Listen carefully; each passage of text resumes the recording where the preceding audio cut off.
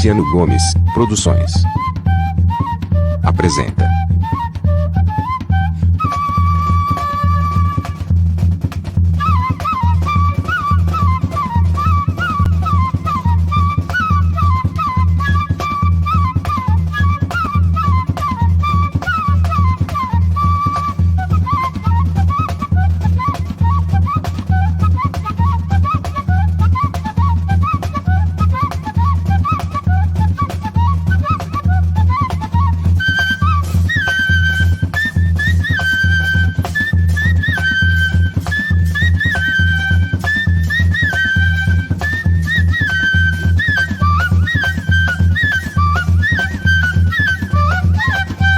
no campo, na roça, lutas e superações.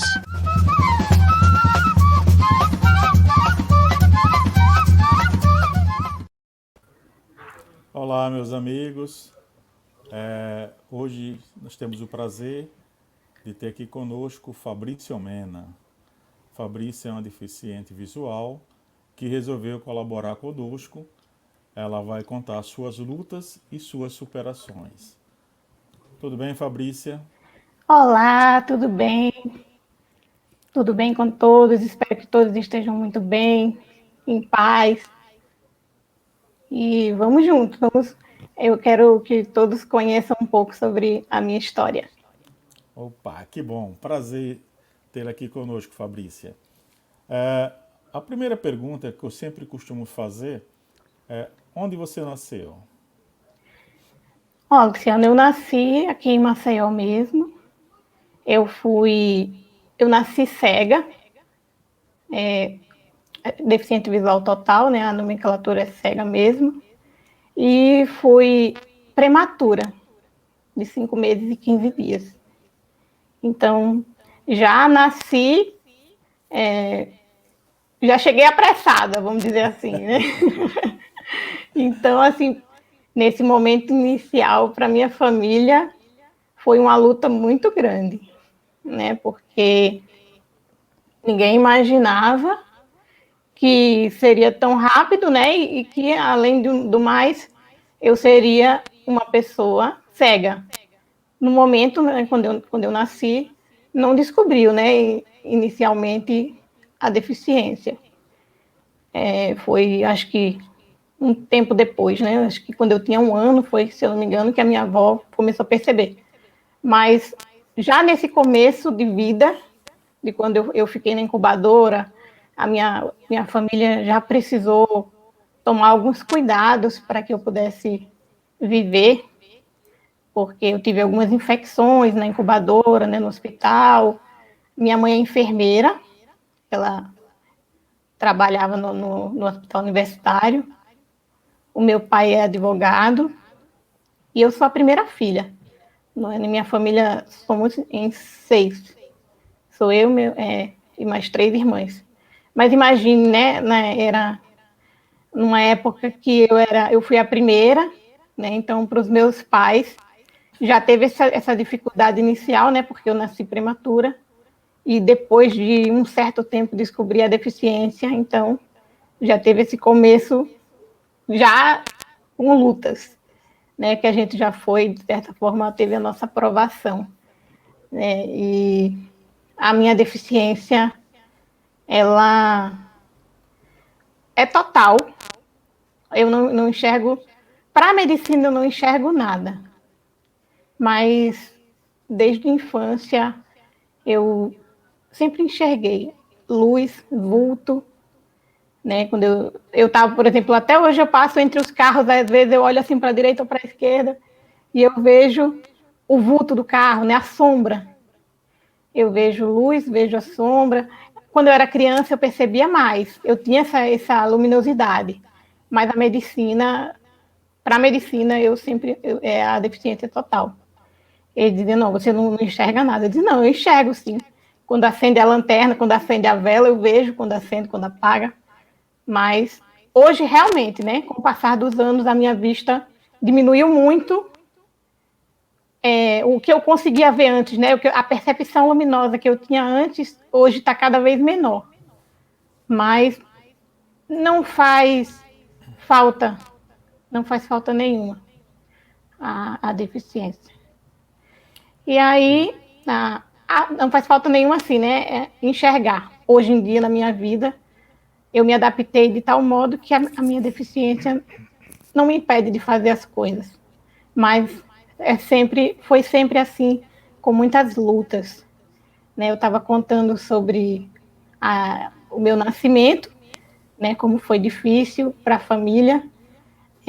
Inicialmente, essa questão do período de incubação, da incubadora, né? Que eu fiquei na incubadora, que eu tive alguns problemas de infecção. Depois eu fui... minha família conseguiu transferir do hospital para casa, porque minha mãe disse que chegava no hospital e o meu coração estava quase parando, não tinha nenhuma enfermeira, não tinha ninguém na hora.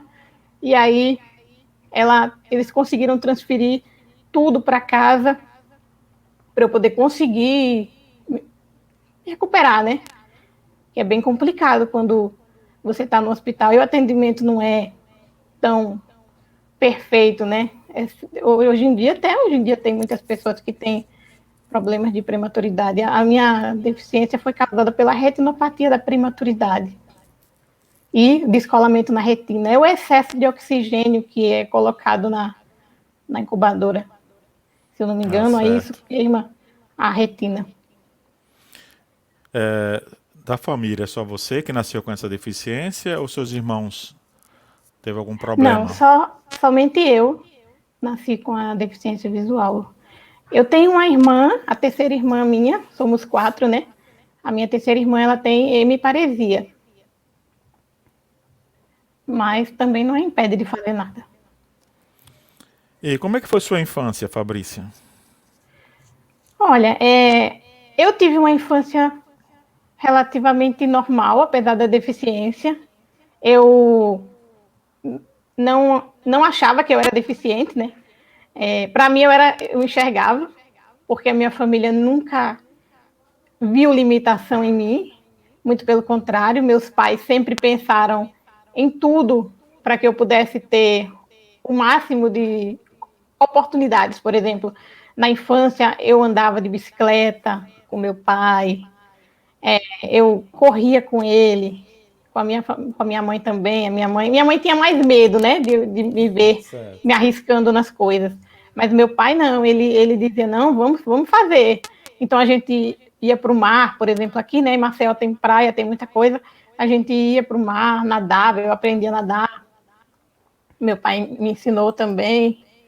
E assim, para eles, eu não tinha nada que eu não pudesse fazer. Eles me mostravam a cada dia que eu podia fazer o que eu quisesse, né, com cuidado. E então, na casa, eu não tinha dificuldade. Mas eu percebia que quando eu chegava, por exemplo, na escola, aí eu via uma diferença entre mim e as outras crianças, né, pelo fato delas enxergarem. Aí foi quando eu comecei a perceber que existia uma diferença entre nós. E eu passei por muita situação de bullying na infância, mas na adolescência, mas teve também um pouco na infância. Eu hoje em dia falo um pouco sobre isso, porque eu vejo como uma forma de alerta, porque às vezes eu passava por essas coisas e eu não comentava com ninguém na minha casa. Eu achava que era brincadeira, eu achava que as pessoas estariam só, assim, coisa de criança, né? Eu ficava dizendo, não, isso é coisa de criança. Ou então, eu acho que eu ficava, tipo, de certa forma, me enganando, né? Porque eu achava, não, é só brincando, eles não vão fazer isso de novo.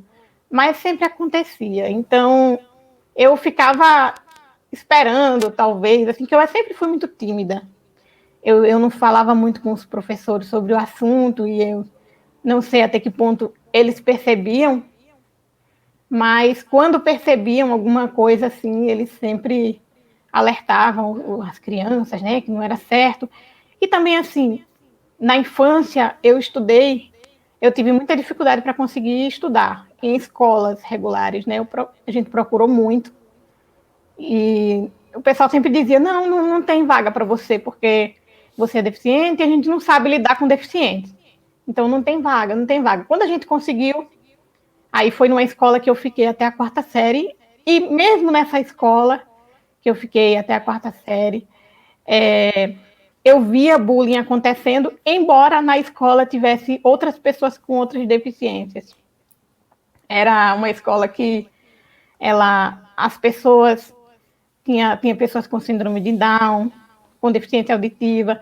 É como se tipo ela se tornou, sem querer, né, se tornou uma referência, porque as pessoas não conseguiam outras escolas e acabavam levando para lá, e essa escola se tornou bem conhecida e assim, muitas pessoas com deficiência estudavam lá. Então, foi uma oportunidade que eu tive também de lidar não só com pessoas que enxergam, como pessoas que tinham outras deficiências, mas visual eu era a única da escola. E eu, na minha infância também, além dessa escola que eu estudava normalmente pela manhã, durante a tarde, a minha família me incentivava muito a estudar em outras escolas.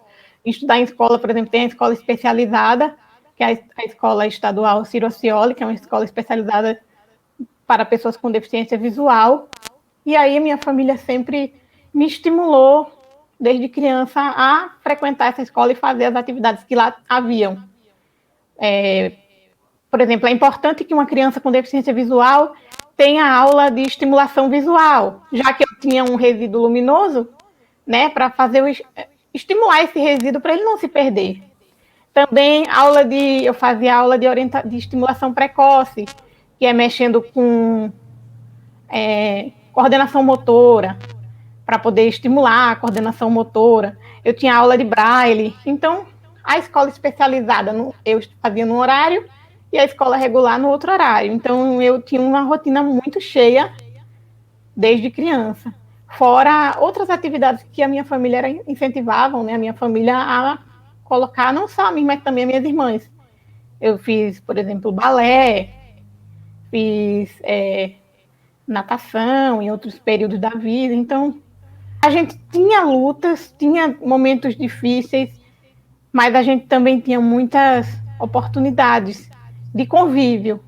E eu tinha muitas oportunidades de testar, né? De saber como é que as pessoas agiam em relação a mim. E isso, às vezes, era um pouco frustrante, porque eu percebia, inclusive até hoje, que, às vezes, o preconceito que acontece, ele acontece pelas atitudes do outro. E às vezes, pela ignorância do outro. Não é porque, às vezes, não só pela maldade, né? Porque é deficiente, mas é pela ignorância. O outro acha, o preconceito, né? A pessoa acha que tem um conceito sobre você, mas, na verdade, ela não sabe.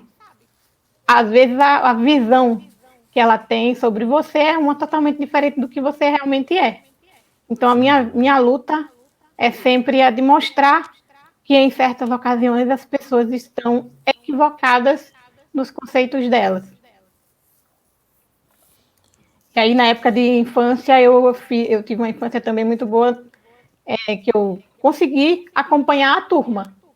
Eu fazia aula de braille, não sei se todos conhecem o braille. O nosso sistema, o sistema de escrita das pessoas com deficiência visual, que a gente usa a reglete, que é uma régua, acho que ela tem uns furinhos, e a gente encaixa essa régua no papel, e a gente tem o punção, que a gente vai furando o papel para formar as letras. E o alfabeto Braille, ele é formado por 63 caracteres, que a gente faz as letras, os números, matemática, tudo. Então, isso era muito importante para mim, na época de colégio, para eu poder aprender a ler e a escrever. Da mesma forma que as pessoas que enxergam aprendiam a ler e a escrever com caneta e lápis, eu aprendia a ler e a escrever usando o Braille. E aí, nesse momento, eu tive um apoio muito importante de uma professora cega, que ela me inspira até hoje, que é a Marcionila, ela é daqui de Maceió também. Eu tive a oportunidade de fazer aulas com ela, e ela é uma professora que ela era muito ativa, e ela me ensinou muito, e também não só em relação ao Braille ou outras coisas, mas em relação a coisas de casa, cozinhar. Ela cozinhava, ela fazia coxinha, salgadinho. Então, eu sou muito grata a Deus, porque me colocou no meu caminho pessoas que me inspiraram e que se tornaram um exemplo de vida para mim, para eu pensar, quando eu crescer, eu quero ser assim, eu quero aprender isso, eu quero ser desse jeito, me espelhar, né, nessas pessoas. Que bom, né? Sim, é muito importante. Sem dúvida. Ô, Fabrícia, e hoje, qual é a maior dificuldade que você encontra na acessibilidade? Hoje depende do ambiente, mas às vezes os sistemas, por exemplo, no computador, alguns sites não são plenamente acessíveis, a gente tem um pouco de dificuldade, mas para mim a maior dificuldade ainda é essa questão da atitude, o atitudinal, porque muitas vezes a gente pede alguma acessibilidade e às vezes a gente não tem esse retorno, porque as pessoas, dependendo do caso, às vezes elas pensam, não, a gente vai fazer, mas não faz, né? É como se não ouvissem a gente. Então, às vezes, não só em relação à acessibilidade, mas em relação a qualquer coisa, eu acho que a maior dificuldade ainda é a acessibilidade. A acessibilidade também nas ruas, para a gente andar, né? Às vezes a gente vê aqueles Isso, é isso aí. degraus enormes, né? E para a gente andar com bengala para cima e para baixo, às vezes é ruim, né? A acessibilidade das ruas mesmo, elas são bem complicadas. Eu, graças a Deus, tenho oportunidade, assim, de utilizar Uber quando eu preciso. Aí eu não passo tanto por essa dificuldade. Mas eu sei de muitas pessoas com deficiência visual que andam por aí e sentem na pele. Às vezes a gente vai andando, por exemplo, antigamente, quando eu fazia aula de orientação e mobilidade, a aula de orientação e mobilidade é uma aula que a gente aprende a usar a bengala. A bengala é um instrumento importantíssimo para pessoas com deficiência visual para ter esse momento, essa locomoção. Depois eu posso contar um pouco sobre a experiência com a bengala especificamente. Mas eu conheço muitas pessoas que, quando eu fazia aula de orientação e mobilidade, para aprender a usar a bengala nas ruas, às vezes a gente estava andando, aí tinha aqueles orelhões, né? Antigamente a gente batia com a cabeça no orelhão, porque o orelhão fica no alto, a bengala não pega o alto, né? E aí a gente bate a cabeça no orelhão. E aí são coisas desse tipo. São coisas que a gente enfrenta todos os dias. São, às vezes, obstáculos que não estão naquele momento, mas que amanhã pode ser que estejam. Né? Então, a gente tem que estar sempre um dia de cada vez, vendo o desafio que a gente vai passar naquele momento.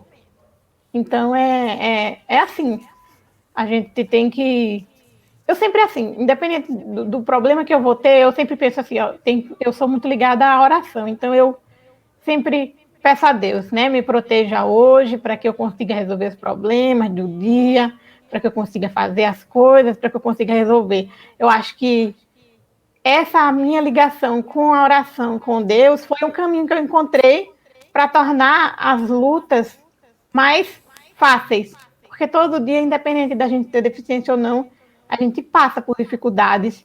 E se a gente tem onde se apegar, eu acho que já é um caminho, um norte, né?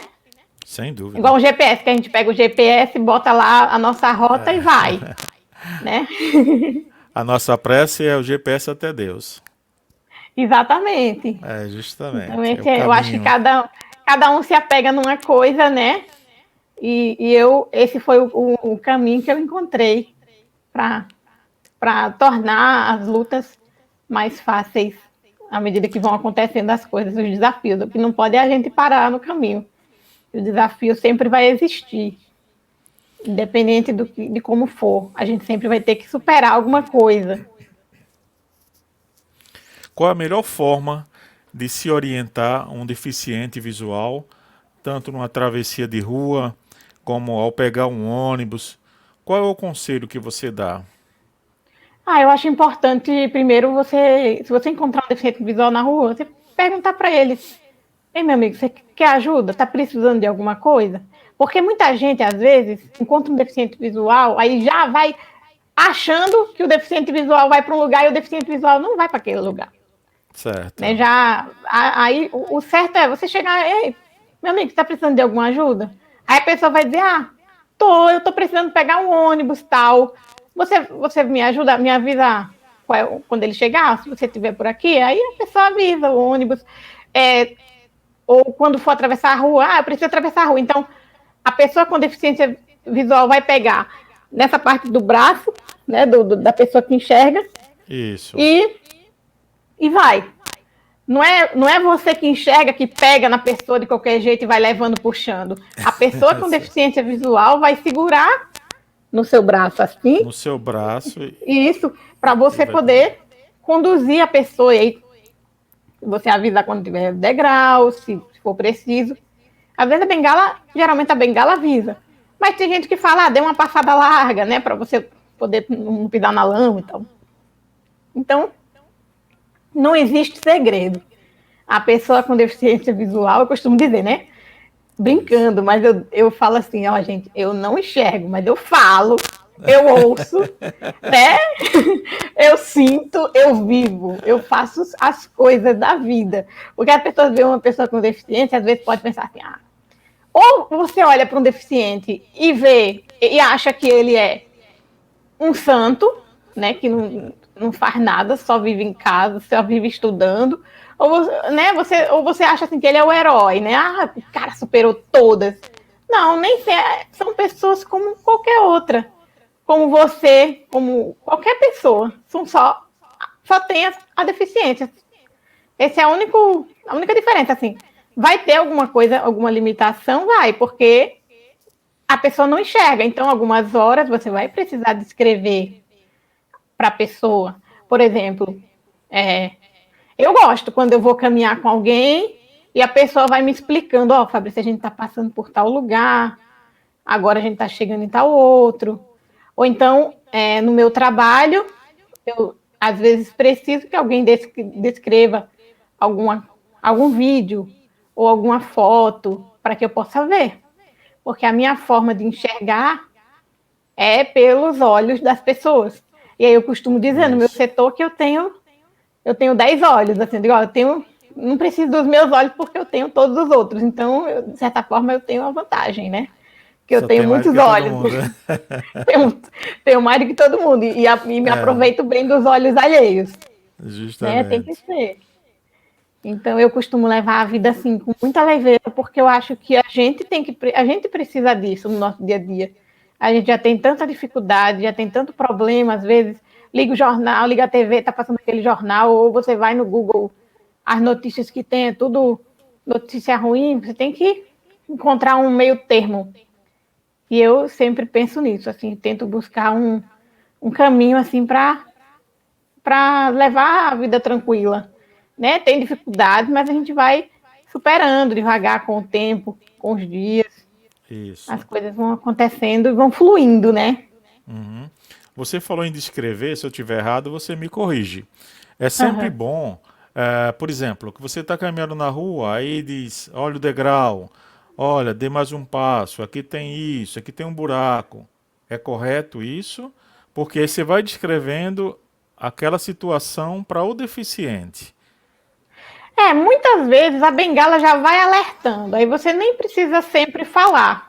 Certo. Porque a bengala, quando você está usando, se for um deficiente visual que está usando a bengala, à medida que você vai andando e a pessoa vai seguindo você, a bengala também, a pessoa vai batendo a bengala, né, no chão, a bengala, quando você sobe o degrau, a bengala vai estar à frente do deficiente, ela sobe, né, porque ela vai estar à frente, então você vai perceber, o deficiente visual vai perceber que a bengala subiu. Aí ele vai saber que ali tem um degrau. Mas você pode descrever, assim, o ambiente, assim, estamos passando por uma farmácia, estamos passando por uma loja, né? Ou, aqui tem flores assim, assim, assim. Né? Assim, eu sempre gosto que quando a pessoa descreve. Não necessariamente você vai ficar o tempo todo descrevendo, porque você vai conversar com a pessoa. Normal, né? Se for um amigo seu, você não vai ficar só descrevendo para a pessoa. Está conversando normal sobre a vida, sobre as coisas, Né? E se for um desconhecido na rua, você não vai descrever, né? Você não precisa, você só precisa ajudar a pessoa ali, pronto. Mas dependendo do caso, você pode descrever. Por exemplo, se você for para um, sei lá, um teatro com uma pessoa com deficiência, hoje em dia a gente tem o recurso da audiodescrição, dependendo da peça, tem audiodescrição. Mas se você não for, se você for para qualquer sei lá, um museu que não tenha audiodescrição e você for com a pessoa, você pode descrever para a pessoa as obras que você está vendo, o que você está vendo, você vai descrevendo. Né? Mas hoje em dia, eu falei da audiodescrição, é um recurso muito útil, eu acho que algumas pessoas já podem ter escutado falar ou ter visto na Globo, né, que passa ali nos programas da Sessão da Tarde, na Netflix, tem, em outros canais, tem esse recurso de acessibilidade, que é a audiodescrição, que ele justamente faz o papel de uma pessoa que enxerga, no caso, porque ele faz a descrição das imagens. Isso. Antigamente, quando eu ia no cinema com a minha família, as pessoas ficavam super chateadas com a minha mãe e com a minha irmã, quando elas descreviam para mim as cenas. Ou com meus amigos também eu ia, e às vezes eles ficavam falando no meu ouvido, né? O que estava passando. Porque aí eu ficava ouvindo as vozes das pessoas, mas eu não via as imagens. Então, no cinema, a minha família descrevia para mim. O cara entrou, o cara fez isso, o cara fez aquilo. Só que como eles ficavam falando baixinho, assim, às vezes o pessoal ficava chateado e não sabia que eu era deficiente visual, né? E ficavam pedindo silêncio, porque não dava para ver, né? Aí a minha mãe dizia, ela é cega. Aí a pessoa entendia e deixava passar. Uhum. Mas aí hoje em dia tem esse recurso da audiodescrição, que a pessoa com deficiência visual pode ir para o cinema, dependendo do filme, se ela souber que tem audiodescrição. Lá no cinema, eu já fui em alguns que tem. Você bota o fone no ouvido, e aí o filme começa na tela normal, e no seu ouvido você está ouvindo ali a descrição das imagens que estão passando. Então, tudo que é visual é lido, é descrito para o deficiente. É como se o deficiente estivesse enxergando pelos olhos do audiodescritor. Então, se a pessoa é loira, morena, se a pessoa está com a roupa tal ou outra, se a pessoa está usando um chapéu, o que for que estiver acontecendo, se as pessoas estão dançando, estão correndo, tudo que a pessoa com deficiência visual não pode ver, ela está escutando ali pela audiodescrição. Então, hoje em dia, graças a Deus, tem esse recurso.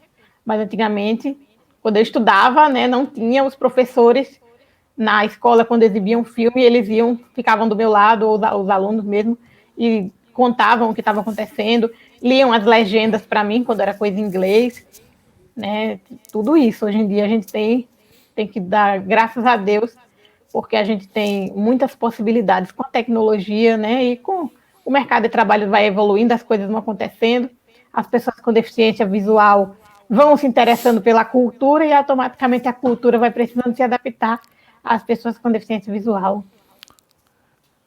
O celular, eu outro dia fiquei curioso saber como é que você consegue ler, né, as mensagens escritas. Sim. Na verdade, hoje em dia a gente tem celular e computador que falam. Existem programas que a gente pode instalar no celular e no computador e ouvir tudo que acontece na tela. Tudo que aparece na tela, para quem enxerga, para o deficiente visual, aquilo ali é lido em som. Através de um programa, é transformado não é em som. No caso do computador, desde, acho que há uns 10 anos ou mais, que eu tenho um computador, acho que desde 94 que eu tenho um computador, a oportunidade de usar computador que fala.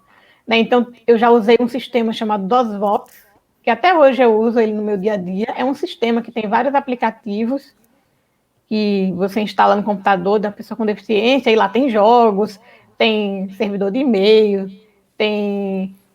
hoje em dia tem até o Google, o YouTube, tudo adaptado assim para o DOSVox, que geralmente é o primeiro que a gente usa quando a gente está começando na informática, né? Muita gente começa por ele, que vai aprender a mexer, vai aprender a digitar, vai aprender tudo. Aí depois existem outros leitores de tela. Existe o Virtual Vision, que é um do Banco Bradesco. O Banco Bradesco tem uma parceria com a Micropower, e aí eles distribuíram CDs do Virtual Vision para a gente instalava no computador. Tem o NVDA, que é o que eu uso atualmente. O NVDA é um leitor de tela gratuito, que a gente instala na máquina também, e tudo ele lê.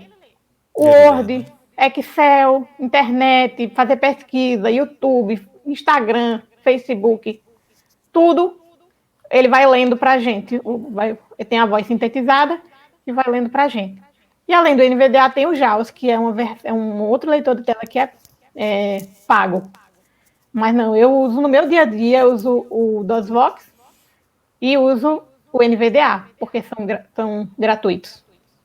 E no celular, para quem tem Android, também tem. Lá, qualquer pessoa que tiver celular com Android pode ver lá na parte de acessibilidade, tem o Talkback, que a pessoa pode ativar para quem for deficiente visual. Só que aí mudam os gestos, né? Às vezes uma coisa é que você dá um toque para ativar, quando o Talkback está desativado, quando o Talkback está ativado são 2 toques. Então muda o gesto. E no iPhone, né, no iOS, tem o Voice Over, que também é lá no ajuste de acessibilidade. A gente ativa esse recurso no celular e ele também fala tudo que tem na tela. Então, se alguém manda um emoji, uma carinha sorrindo, o programa fala rosto sorridente radiante, rosto triste e pensativo. Ele dá as descrições daquele emoji, né? Uhum. Aplausos, ele diz também. Então, a gente pode usar os emojis, pode usar as fotos também, ele descreve. Existem programas que a gente pode instalar no celular, que ele vai descrever o que é aquela foto, vai ler o texto que tem, às vezes tem foto que tem um texto dentro, né? Aí ele lê o texto daquela foto para a gente. Então, tem muitas possibilidades hoje em dia. Isso aí, parabéns. No começo, assim, as pessoas com deficiência visual têm dificuldade, às vezes, para entender a voz. Aí começa usando ele mais lento. Eu dou aula de informática nas horas vagas e eu tenho alguns alunos que no começo eles têm dificuldade de entender o leitor. Mas aí a gente põe mais lento e aí com o tempo eles vão achando tão lento, né? Porque vão se acostumando, o ouvido vai acostumando com aquela voz e aí vai ficando mais rápido, vai botando mais rápido. É bem complicado, assim, por exemplo, para quem perde a visão, às vezes, quem perde a visão na fase adulta, ou na adolescência, ou na infância, assim. No meu caso, não, no meu caso que eu já perdi, já nasci cega, né? Mas para as pessoas que já perderam depois, elas têm no começo também essa dificuldade, porque muitas delas usavam o celular normal, né? Sem precisar falar, e de repente você é obrigado a botar o celular para falar, porque senão você não vai conseguir ver a tela. Aí tem esse choque no começo, mas aí com o tempo você vai se acostumando e vai usando. Né? Exatamente. Qual o conselho que você daria para alguém que tem alguma deficiência, algum tipo de deficiência e não reage? Fica em casa, acha que aquela deficiência é um problema, enfim. Que conselho você daria para essa pessoa? Eu diria para essa pessoa não desistir, né? Seguir. Hoje em dia existem muitas possibilidades para pessoas com deficiência, existem muitos deficientes no mercado de trabalho, nos estudos, na escola, na faculdade. Hoje em dia existe a internet. Então, não tem motivo para ficar em casa, não reagir. É normal a gente ter nosso momento de luto, de derrota, né? Da gente se sentir triste por certas situações na vida. Mas se você perdeu a visão, ou se você perdeu algum sentido importante, não desista da luta, né? Não desista as dificuldades existem para a gente enfrentar. Então, eu costumo dizer que se existe qualquer dificuldade e a gente é capaz de superá-la. Qualquer dificuldade, a gente pode ser capaz de vencer, se a gente quiser. Antigamente, muitas pessoas viviam em casa, muitos deficientes viviam em casa, as famílias trancavam as pessoas, não é trancavam assim, né? Mas diziam, não consegue, é incapaz, não sei o que e tal.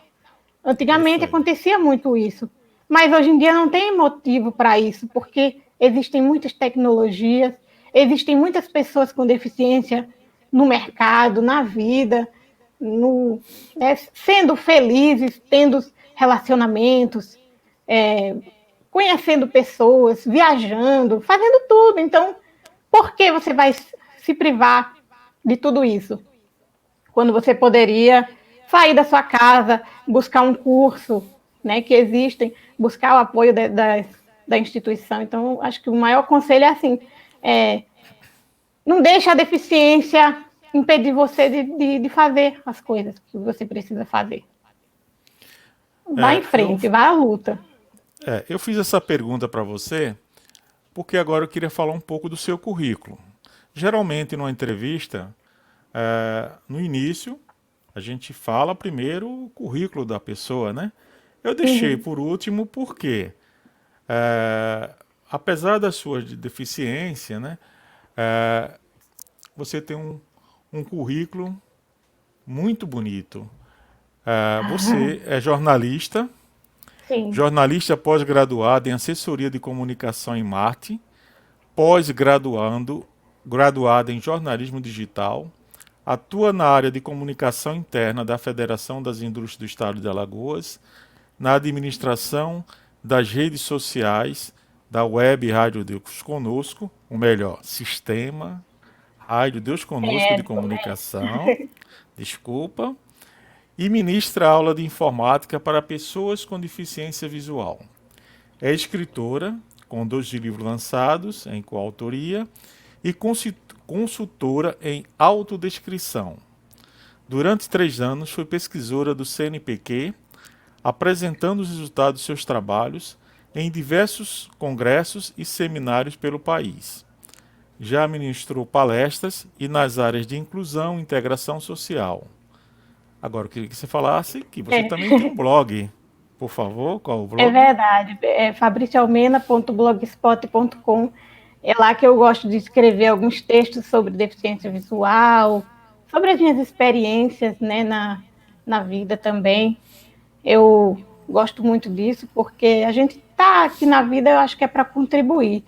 Então, todas essas coisas que eu fiz e o que eu venho fazendo sempre é pensando em ajudar não só as pessoas com deficiência, mas também outras pessoas que às vezes se inspiram, né? Ou às vezes estão tristes por algum motivo e vê a nossa história e pensa, poxa, ela está ali lutando, eu vou também, né? Eu acho que a gente está aqui mesmo para ficar de mãos dadas, uns ajudando os outros.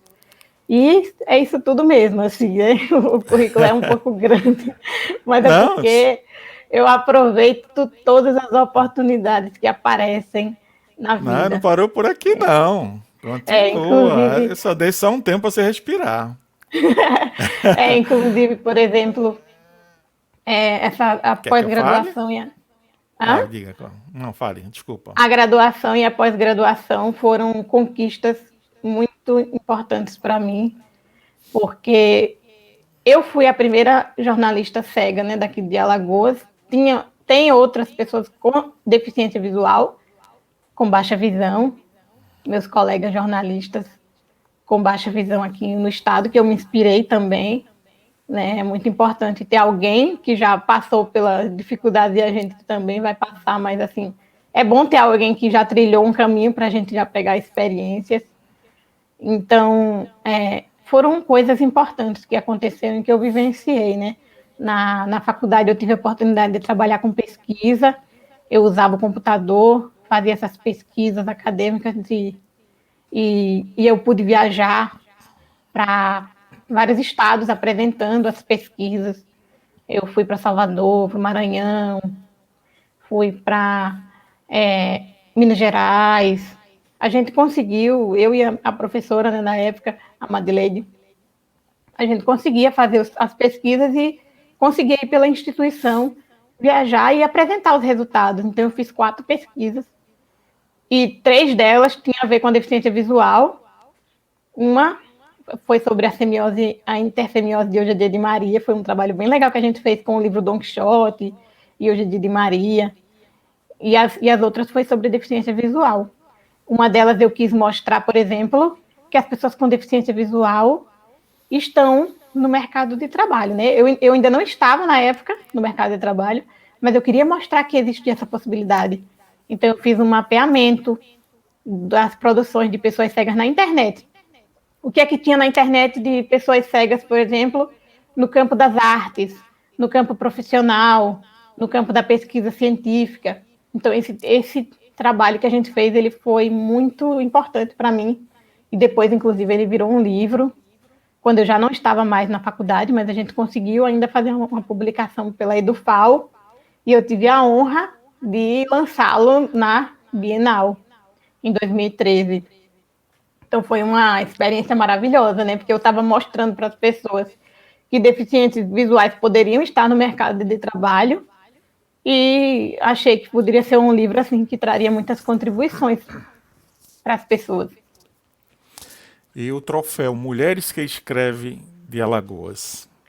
Isso daí também foi. Também foi uma consequência muito boa desse livro. O livro ele teve uma repercussão, né, muito grande, e gerou esse convite, né, esse troféu. Foi um momento assim muito importante, porque tinha tantos escritores assim alagoanos, e eu falei, meu Deus, eu estou honrada, né, de representar as pessoas, porque eu, como deficiente, quer queira, quer não, a gente está, de certa forma, encabeçando uma luta, representando pessoas, e eu sei que com o meu livro, não só esse, mas também o outro livro que foi feito em coautoria no ano retrasado, ele também, de certa forma, estimula outras pessoas com deficiência a produzirem seus livros também, ou então outras pessoas que não têm deficiência, mas que têm esse sonho, né? Que a gente tem aquele negócio, né? Lançar um livro, ter um filho e plantar uma árvore, né? Então, a pessoa que às vezes já plantou a árvore, já teve um filho, está com o sonho na gaveta de lançar o livro, não lançou ainda. Aí, de certa forma, a gente inspira, né? Estamos aqui para isso. Vamos lá. Outro prêmio. Medalha de prata na Olimpíada do Conhecimento 2012. Isso daí também foi uma coisa maravilhosa, porque quando eu fiz a pós-graduação em assessoria de comunicação, eu ainda não estava trabalhando, e eu conhecia muitas pessoas lá que estavam, e eu ficava pensando, meu Deus, quando é que vai chegar a minha oportunidade? Né, eu tive muita dificuldade para conseguir um estágio, desde a faculdade eu tive dificuldade, porque as pessoas, de certa forma, não confiavam, eu acho, né? Quando viam que era deficiente visual, não confiavam. Eu botava no currículo que eu era deficiente visual, porque eu pensava, eu vou chegar lá, a pessoa vai ver que eu sou deficiente visual, então é melhor saber logo. Então eu dizia que eu era deficiente visual e que eu tinha aprendido os cursos, né, de informática, para as pessoas saberem que eu sabia mexer no computador, por exemplo. E aí, depois, quando eu saí da pós-graduação, eu terminei ela, eu consegui um trabalho, que é onde estou até hoje, que é lá na Federação das Indústrias, e eu entrei em 2011 lá, no final de 2011, e quando foi no começo de 2012, eu recebi esse convite para participar da Olimpíada do Conhecimento. A Olimpíada do Conhecimento é um evento do Senai, que acontecia de 2 em 2 anos, e era a primeira vez que eles iam incluir pessoas com deficiência na competição. Então, a gente fez um treinamento de 8 meses, a categoria que eu competi foi uma categoria de informática. Então, a gente tinha que aprender e fazer coisas relacionadas a atividades profissionais. Produzir texto, mexer com planilha, fazer a apresentação no PowerPoint. Tudo assim relacionado com as atividades que uma pessoa faria em uma empresa, por exemplo. Certo. E aí, eu competi com 11 pessoas com deficiência visual, uma de cada estado. Tinha 11 estados representados. Foi um evento muito grande lá em São Paulo. Foram 4 dias de competição em novembro, aconteceu em novembro de 2012. E foi um grande desafio pessoal mesmo, porque o treinamento foi puxado, né? A Olimpíada, a gente se sentia atletas, a gente era o grupo era o Guerreiros de Alagoas. E foram várias pessoas, mas de deficiente tinham 4, e eu era a deficiente visual que estava representando, competindo com 11 outros deficientes visuais. E aí eu consegui, ao longo de 4 dias, depois de 4 dias de prova, eu consegui a medalha de prata, então foi uma conquista.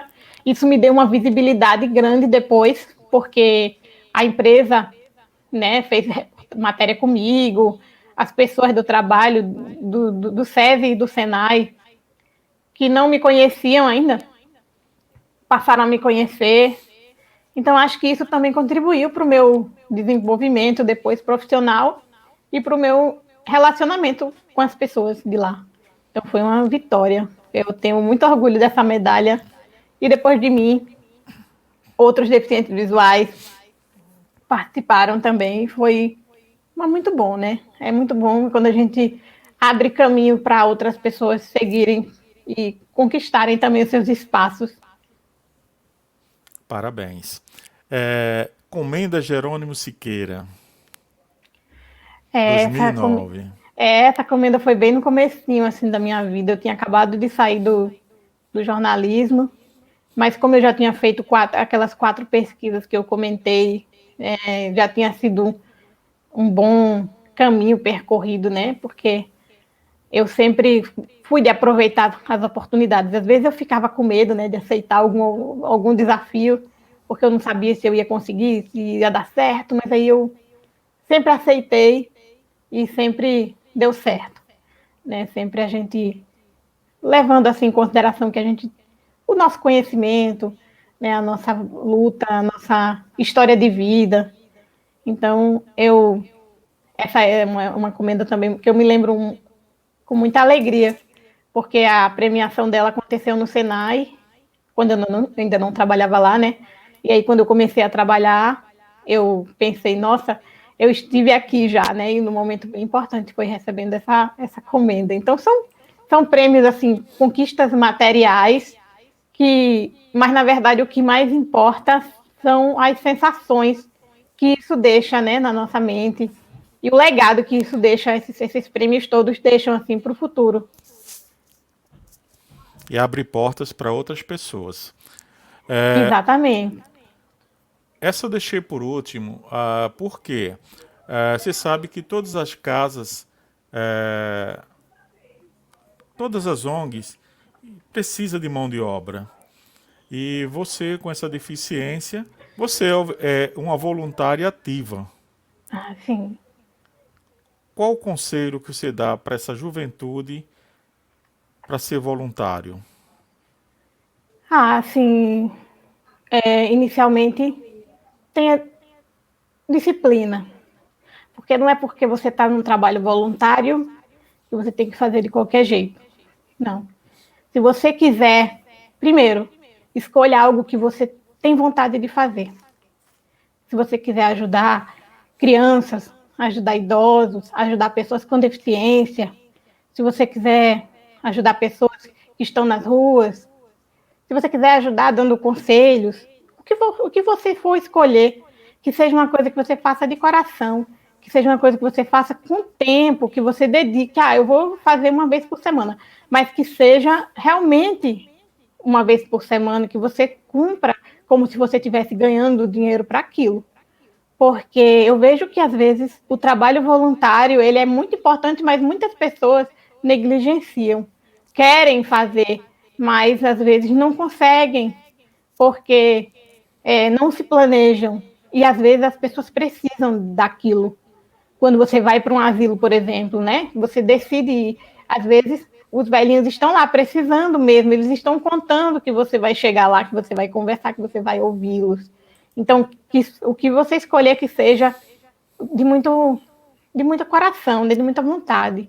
Eu escolhi isso, que tenha disciplina. Eu escolhi trabalhar voluntário na Fraternidade Deus Conosco, na Fraternidade Espírita, porque eu sou espírita. Então, eu me identifiquei e escolhi isso.